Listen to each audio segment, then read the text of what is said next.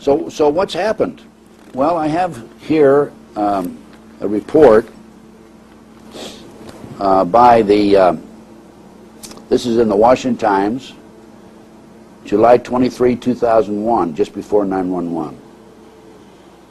FBI agent John Roberts, a unit chief for the Bureau's headquarters of professional responsibility, and John Werner, W-R-N-E-R, spent 27 years with the FBI before his retirement in 1999, told a Senate committee last week that they were threatened and intimidated by senior FBI managers during an investigation of the Bureau's role into the fatal shooting at Ruby Ridge. Do you recall that? That was where Vicki Weaver, her 14-year-old son, Samuel, and a deputy U.S. Marshal William Deegan were all killed during the standoff in August 1992.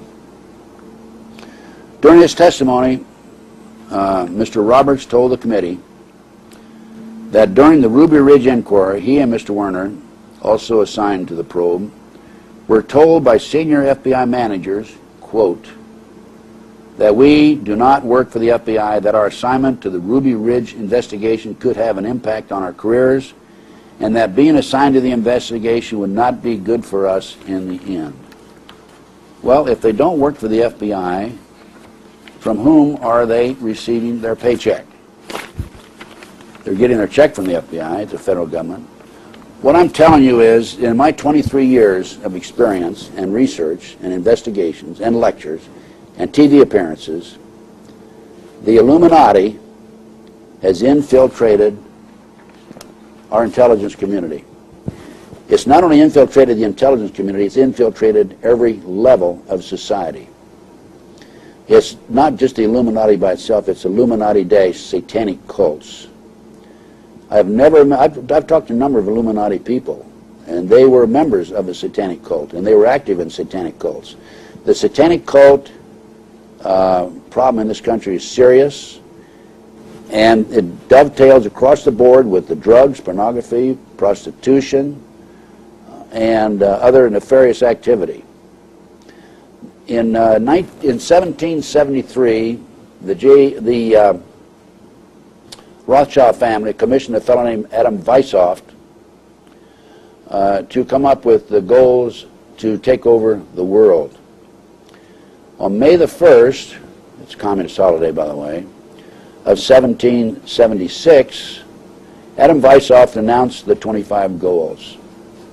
And these goals were, number 8 was corrupt youth through sex and drugs. I'm not going to go through all of them because that's the subject of another lecture by me. I have a 4-hour lecture on the Illuminati that's available to you folks.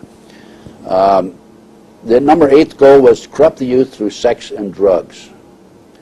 Number 12 rule was to elect their own people, elect Illuminati to offices. I'm sure they've done that in Washington. And number 13 was to control the press. Well, on February the 9th, 1917, Congressman Callaway, and I don't have a copy of in front of me, but it will be made available to you on the screen. Congressman Callaway announced that the J.P. Morgan interests had bought up 25 of America's leading newspapers and inserted their own editor in order to control the press. Before they bought up these 25 newspapers, they did a survey of 179 newspapers, and they picked these 25 as the key newspapers where they felt they could be effective. And it has been effective. You're getting information from me today that you won't get from the mainstream media. Fortunately, there are a few press releases now and then that do corroborate what I'm telling you.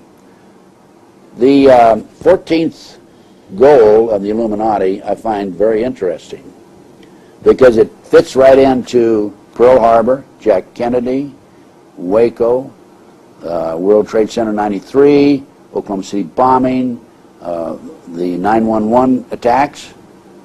The 14th goal of the Illuminati is to create a crisis and then come in and pretend like you are the savior. And that's what's happened in order to pass the anti-terrorism legislation. The 17th goal promises to politicians, and the